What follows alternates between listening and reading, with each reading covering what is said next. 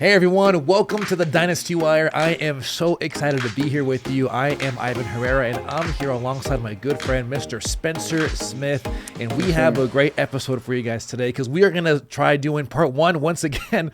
We're not going to get into too much of the technicalities of what went down in our first pilot. However, we are so excited to bring this new show to you. Spencer, how you doing, my friend? Hey, doing good, man. I'm doing good, and I'm just excited to finally get this kicked off. I know last week we had a little bit of technical difficulties.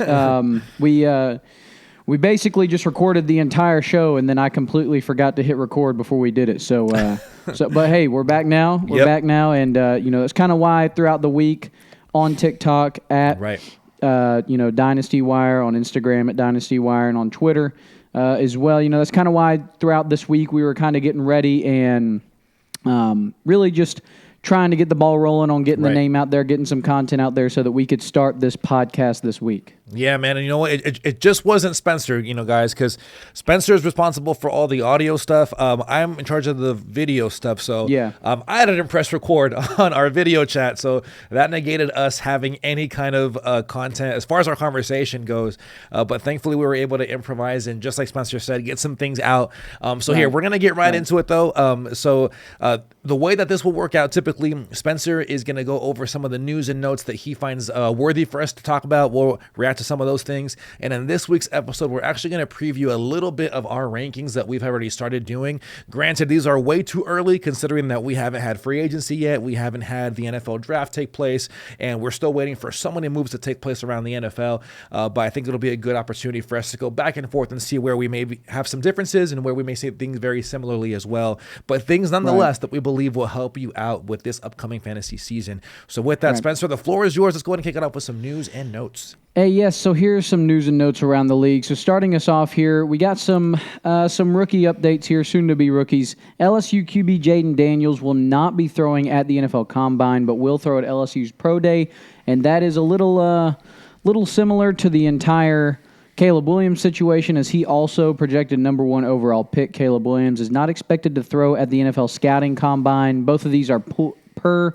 Schultz report. It's not necessarily uncommon to see that, but, just as of note here, J.J. McCarthy does plan to throw at the NFL Scouting Combine. So what we do see from time to time is these bigger-named quarterbacks deciding that they're just going to skip out on the Combine and do it at their pro days where they feel more comfortable. And I guess if your name is Caleb Williams, if your name is, Jaden Daniels, then, you really don't have to worry about that. But guys like J.J. McCarthy, guys like that are, at least as of right now, kind of somewhat projected all over the place, mid-first, late first, early second. They're going to want to get in as many reps as they possibly can. As well, Xavier Howard reportedly has interest in joining the Texans once his release from the Dolphins was official. Quote, from people that I trust, Xavier Howard has interest in joining the Texans. He's from Houston. From the Texan side, it's, to be determined. So would be a nice little defensive grab there, and obviously, that's going to help that entire team. That team looked way better than they should have last year. And their cap space this offseason is really, really good. They're in a really good situation. They got so many young guys on rookie contracts. And the last bit of news I've got here, it's a couple days old, but just wanted to kind of dig into it because it's something that, we did mention while we were kind of trying the pilot out last week, but, now it did become official, so we can get into it. The Bengals did franchise tag wide receiver T. Higgins per Ian Rappaport.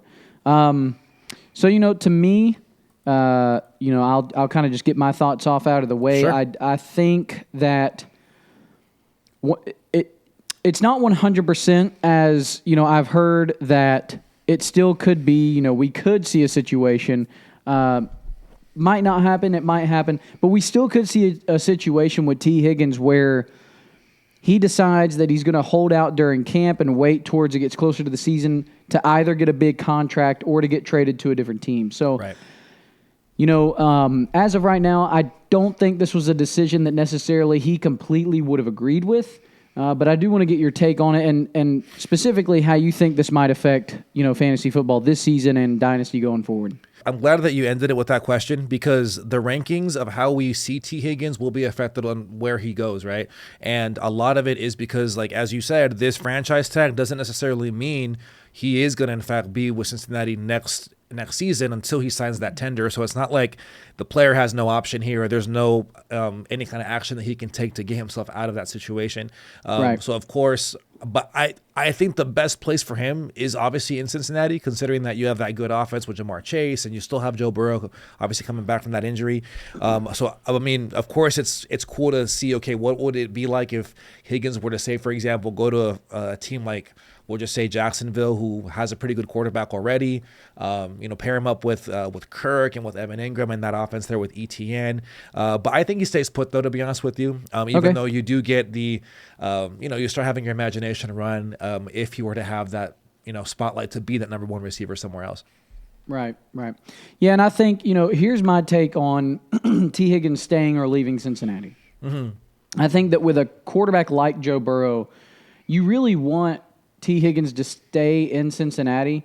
But I also think that if you are a guy who has T. Higgins and he is your wide receiver one in Dynasty, and you've kind of been hoping that he's going to leave and get paid and be that wide receiver one elsewhere, then I definitely feel like right now you're hoping that he does leave and he does get attached to possibly, and I know last season, and this is something that we'll get into in different episodes going forward, but I definitely think with this new head coach, this new QB coach, and all the places that these coaches and coordinators have been previously, with Baker Mayfield, with Geno Smith 2 years prior, making those quarterbacks look the way that they look, maybe Carolina could be a solid fit with Adam Thielen as the 2. And, but again, we'll just have to see. As of right now, it does look like that T. Higgins will be taking this franchise tag. And, again, we might have to see on if there is a holdout, if there's a trade possibly, or a long-term contract, in which case,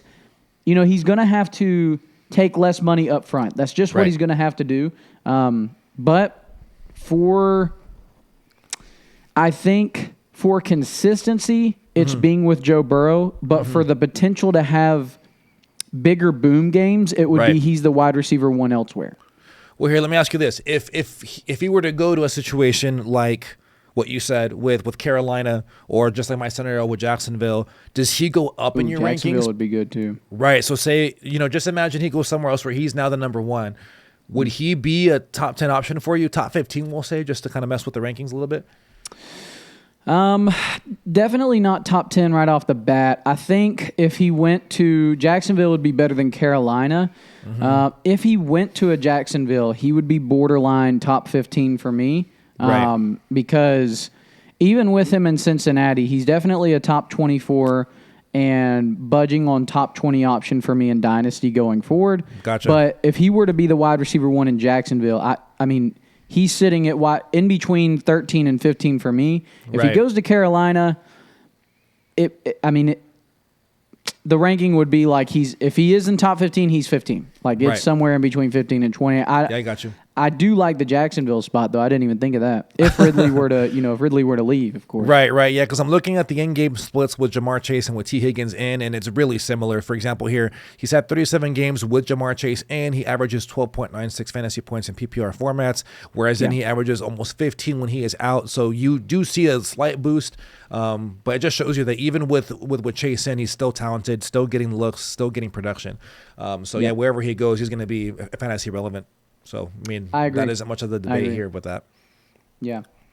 I agree, man. Well, let's get into these top 10 wide receivers in 2023. Yeah. I'll let you kind of take that away. Yeah, sure, of course. So here's what we're going to do. We are going to kick it off first by going over the top 10 receivers of last season, 2023, and we are going to briefly go over where we have our wide receivers in 2024. So here, I'll read them off really quick, a little rapid fire. We have CeeDee Lamb, who ended as wide receiver 1. Then we have Tyreek Hill, Amon-Ra St. Brown, Puka Nacua, A.J. Brown, DJ Moore, Mike Evans, Keenan Allen, Stephon Diggs, and Devontae Adams. Now, the question that we are posing for ourselves is, number one, who on this list will be back on this list in 2024? And we're going to then answer our second question: who of this list will not be among the top 10 in 2024? So, Spencer, do you want to go first on this one, or do you want me to take it? Yeah, you can take this one.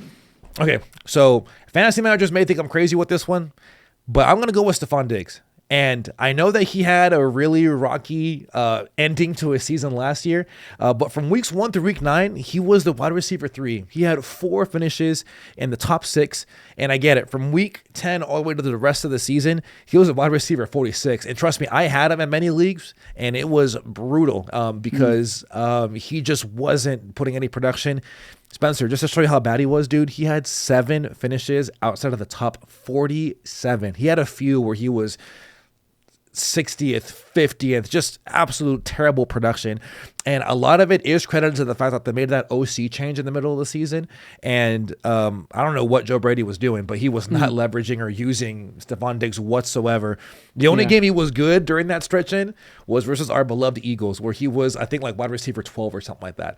But everyone was putting up points versus Philly last year. But the thing is, though, here's why I'm still big on Diggs, though. Because number one, even in that drought, he had a 25% target share, and he had a route participation of 85%. That is still top tier production as far as volume goes for targets and involvement in the offense. And the GM did say, now, as I get ready to say this quote, this could be him just trying to add a value to Diggs. So if he looks to trade him, he can still say, hey, we still see him as someone worth, just someone worth having. So he said right here, the GM, Brandon Beane, firmly believes that Diggs is still a number 1 wide receiver. And again, this could be him just saying this to, like, obviously spruce up his guy for a potential trade.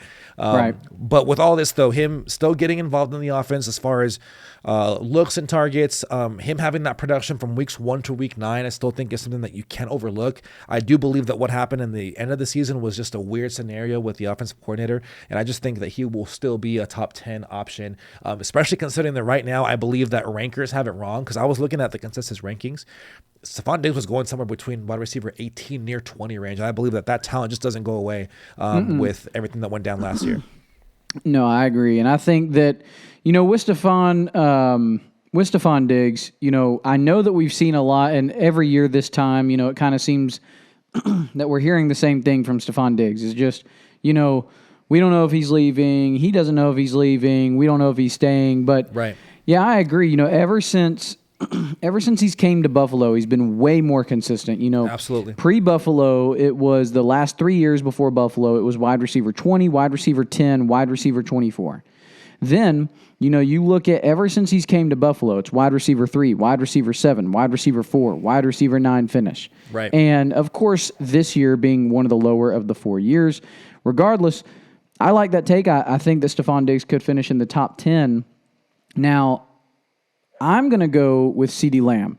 I think CeeDee Lamb is 100% back in the top 10. This is a pretty easy take. I think the past couple years, his first 2 years, wide receiver 22, wide receiver 19. Right. Last year, wide receiver 5. This year, wide receiver 1. And this year was, unlike any other year, was 19 targets away from a 200-target season. So he had 181 targets, 135 receptions, 1,749 yards, and of course you stack that on with 12 receiving touchdowns. Not to mention, he did run the ball a little bit, 14 attempts for 113 yards and 2 rushing touchdowns, 14 total touchdowns this year. This was an incredible year for CeeDee, and of course he's going to get paid. He's going to get paid very handsomely. Now, before the bye week with CeeDee Lamb, it was wide receiver 33, 7, 46, 24, 43, and then a wide receiver 11 finish before the bye week. And then once the bye week hit, it was just insane. And of course, we can kind of pair what his performance, why it was so low, weekly finishes, with how much he was used in the games post the bye. So pre-bye, it was 4 targets, 7 targets, 6 targets, 5 targets, 7 targets. And then post-bye, it's 14, 16, 14, 9, 9, 17.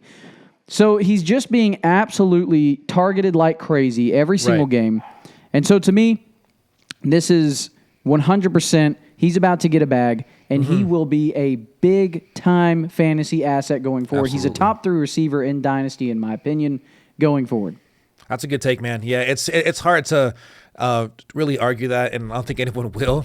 So let's go ahead and transition over to who we think will not be on that list. And Spencer, just throw a curveball. I want you to take this one first. Okay, so the wide receiver that I'm going to be picking in this one is Mike Evans. Now, Mike Evans finished wide receiver 7, and of course, in full PPR, he had a total of 283 points, 283.50 points. But the thing with the thing with Mike Evans here is, I believe that, yes, while he has been incredibly consistent with his 1,000 yards seasons every single year, right. And, this year we saw 1,255 with 13 touchdowns. This is the best season he's had since 2018. I mean, and of course it was with Baker Mayfield, which to start the season, everybody was saying you might as well just get rid of Mike Evans and dynasty trade him. Now, it was an incredible season, but we've seen a lot of pieces, whether it be offensive coordinator, what have you, leave from Tampa Bay. So I do believe even if he stays in Tampa Bay, this isn't me saying he's not going to have a good year. I just don't see him finishing in the top 10. Yep. So to me, I have Mike Evans falling outside of the top 10 this season. I believe that, he had a lot of targets, Week 1, 10 targets. Week 3, 10 targets. Week 6, 10 targets. And then there was a stretch of 4 games through Week 10 to Week 13 where it was 10, 12, 9, 12. But for the most part, outside of those games, he was getting 3 targets, 6 targets, 5 targets, 6 targets, 4 targets. But, man, his touchdowns were incredible. But to me, look, going into age 31 this coming up season, I just don't see him finishing in the top 10 again, and that's fine. He can still have an incredible year. He finished wide receiver 7, but I think this year was more of a ceiling, overachieving year versus what everybody predicted him to do anyway. So I've got him falling outside of the top 10. Yeah, man, that's a good take because that's actually one of the guys I was debating because the guy that I'm going to go with is going to be Keenan Allen. And the reason why I believe that Keenan Allen isn't going to be a top 10 option is because two very similar things. I think number one is the age, of course, and one could argue, why don't you have that same argument with Diggs? They're almost the same age, right? But the production and consistency, like what you had said earlier, for Diggs has been there, right? And I think where I'm coming from with Keenan Allen, and very similar to this of Mike Evans, has been number one for me for Allen has been the availability. So, for example, granted, the last few years he's been solid. He was the wide receiver 8 last season, and he was a wide receiver 22 the year prior. And I did predict last year, going into this season, I said that he wasn't going to be someone that you should be drafting because of where he was going with ADP. Obviously, he proved me wrong, but the thing is, I'm still concerned because he missed 7 games in 2022. He missed 4 games in 2023, and he's on the wrong side of 30. And I still believe, though, he is a top 25 option. But if we're talking, of course, who among the top 10 will be there next season, I don't think that Keenan Allen will be there because of the age, because of the availability, rather the lack of availability that we've been seeing with him. And I believe it's very similar to that of Mike Evans, where we saw performances that we believe are more of the apex, not necessarily the median of the floor. You know what I'm saying? Because Mike Evans looked good last year, and we were seeing, wow, this guy is getting looks in the end zone because he's a big target. But predicting touchdowns are so hard to do in the NFL, especially in fantasy. So mine's going to be Keenan Allen because of those things. And it's going to be interesting to see how these guys pan out. Not saying that both Mike Evans and Keenan Allen aren't relevant for fantasy football, but maybe not around the top 10 where they ended last season. Right. Yeah, I agree. All right. So, the main thing I want to get from our viewers too right now is I want to hear from them what they think. So shoot us what you guys think about our takes really early on, knowing that these are going to change, right? And I think me and Spencer, when we were prepping for this, man, we were saying, hey, these rankings are going to be pretty fluid for the most part because there are so many variables that still haven't taken place yet. But you know what? The cool thing about this, though, we are going to be getting into more of these rankings within the coming weeks. So we're going to be going over the running backs, tight ends, all the different positions, and we're going to answer similar questions like these. So I'm really excited for that as well. But do you want to go over anything else about these rankings before we keep on going? No, I think that the top 10s are incredible, but I cannot wait until we show our rankings. So next Monday, we're going to be releasing all of our rankings.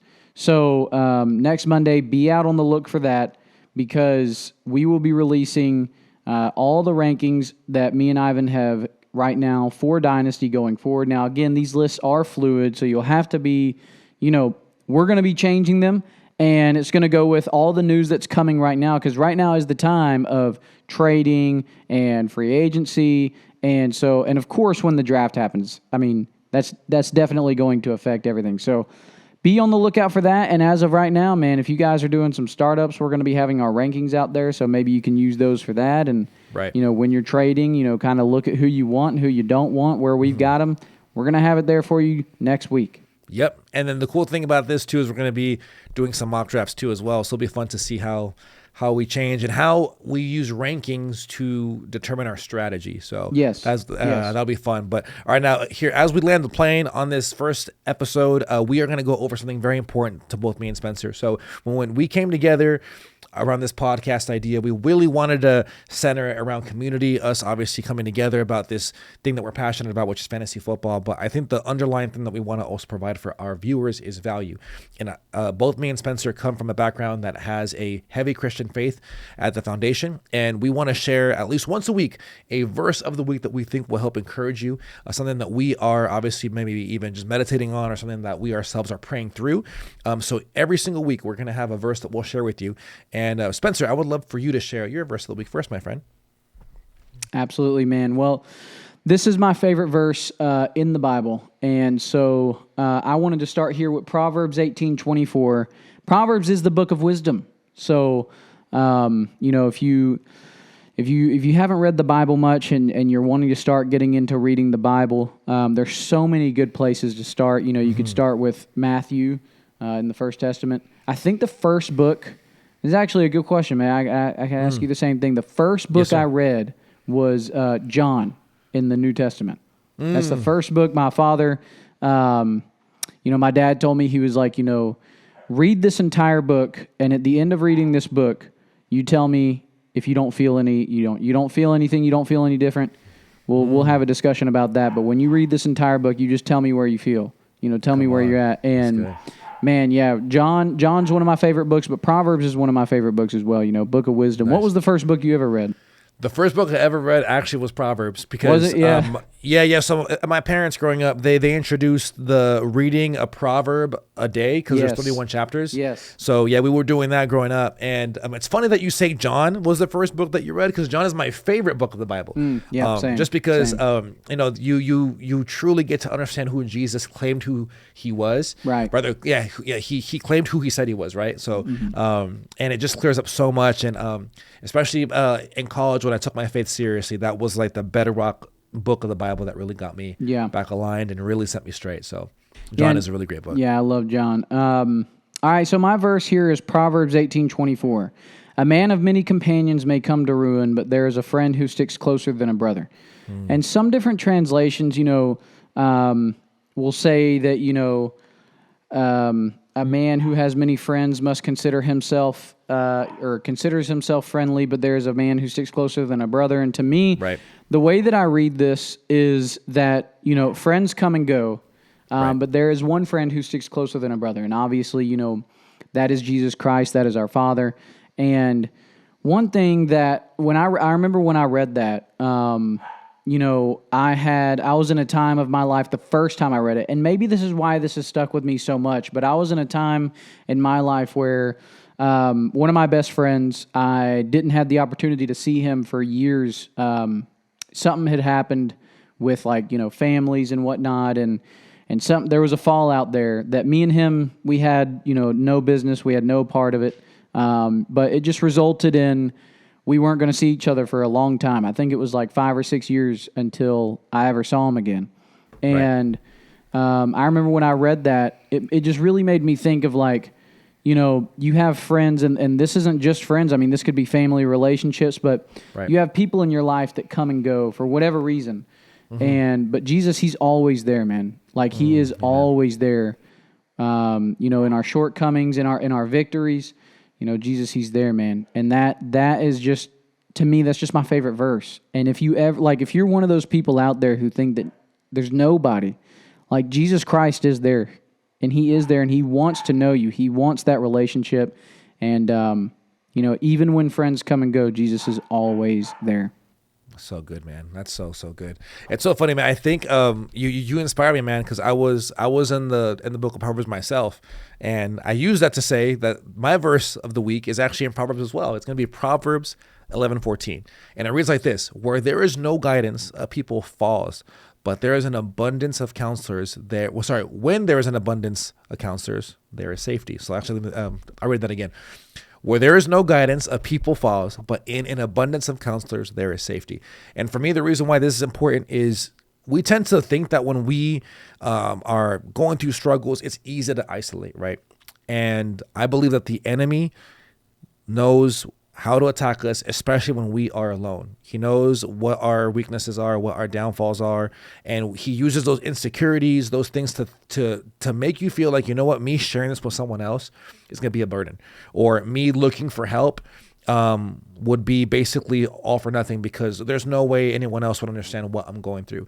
But I got to tell you, the breakthroughs I've gotten in my life have been when I've reached out to someone to say, you know what, I'm struggling in my marriage, or I'm struggling as a father, or I'm struggling at work, and I don't know how to get through it. And I tell you, the most liberating thing that you can do to yourself is share transparently where you're at with someone. And of course, you want to be wise with with who you want to share it with. But for me, it's been older guys that have already walked the walk that I'm currently walking right now. So for example, as a married man, I look for the guys that have salt and pepper in their beards, that have been married for a few decades, that can tell me, hey, young buck, you're all right. Or you know what? The most liberating thing is when you hear, hey, I went through that too. Yes. And dude, oh my gosh, like you feel like this burden just lifted off your shoulders, right? And there have been times where those same guys have told me, hey, I understand what you're saying, but guess what? You're wrong.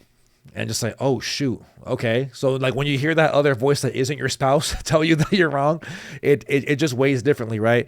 And but there is safety in that though, because they're not telling me you're wrong to put me down. Right. They're telling me, hey, don't go down this path because guess what? I went down that path and it didn't lead to anything fruitful. Yeah, you know? yeah. And that's why for me, man, the Christian faith is so much more important when we include others in it, when we have individuals that can speak life into us, that can give us guidance, that can give us direction. And I believe that that's where the Holy Spirit really operates. Is we think that the miracle is something that we should be expecting, that's supernatural, like a voice from heaven, when in reality he uses that power through others.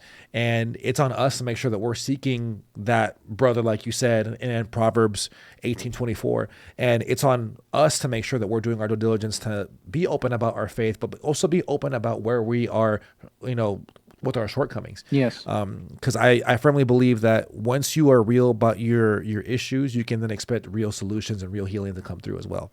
Yes, sir, man. That is incredible. Yeah, I love the book of Proverbs, man, and that's exactly right. 1 Proverbs a day, man, because it's, there's 31 chapters. Right. And, you read one of those a day and you just stick to that with whatever else you're reading. Just add absolutely. 1 Proverbs to whatever else you're reading. If you're reading the Old Testament or the New Testament, there is no quota on what you're supposed to read in the Bible, just as long as you're getting into the Word every day. Absolutely. Wisdom will come regardless if you're reading Proverbs or not, but Proverbs is the book of wisdom, man. And absolutely. I love it, man. You know what, dude? I think yeah, that's a good call to action. We do want to put that out there. If you don't know how to start your devotion time, start with Proverbs. Probably the most basic, not most basic, but it is the simplest way to get into your word. Yes. Because there's so much wisdom embedded in that and so many things that you can practically apply to your life too. So yes. Good stuff there, man. Yep. All right, cool. So as we get ready to just go ahead and close out, we want to just remind you guys, number one, we want you guys to support the show. So the best way to do that is by, of course, if you are on YouTube, subscribe, like, send us comments about what you thought, as well as hit the notification bell so that way you don't get lost in the sauce. Whenever we upload, you'll get the notification right away saying, hey, our friends at the Dynasty Wire have just posted a video. So be sure to go check that out. And then, Spencer, why don't you go ahead and shoot the information on where they can find us on all of our social media platforms? Yes, so at Dynasty Wire on TikTok, on Instagram, and at Real Dynasty Wire on the Twitter sphere, also known as X now. And again, on Apple Podcasts, if you want another easy way to support us on Apple and on Spotify, just leave us a review. It's free for you, and it's great for us because it gets the podcast out there. And of course, if you guys want to follow on Apple Podcast or on Spotify, that way every week when we release our weekly podcast, you will be reminded. That's right. All right, guys. So with that, again, a reminder, we will be having our rankings episode next week. So if you are looking to see where we have all of our players set up early on, be sure to stay tuned for that next episode. We're really excited for that. And once again, we can't thank you enough for checking us out and supporting. And we will see you guys in the next episode. Yes, sir. All right. See y'all.